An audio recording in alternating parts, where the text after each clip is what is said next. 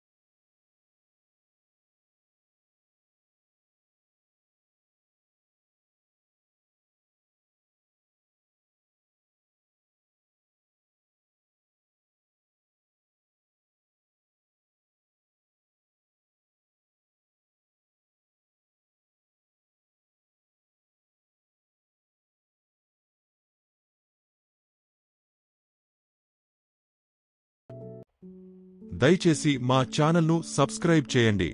మరింత శాంతిమయమైన కథలను మనమందరం కలిసి వినుద్దాం. ఈ కథ మీకు ఎలా అనిపించిందే? మీ భావాలను కామెంట్స్లో మాతో పంచుకోండి. మేము తెలుసుకోవాలని ఆసక్తిగా ఎదురుచూస్తున్నాము.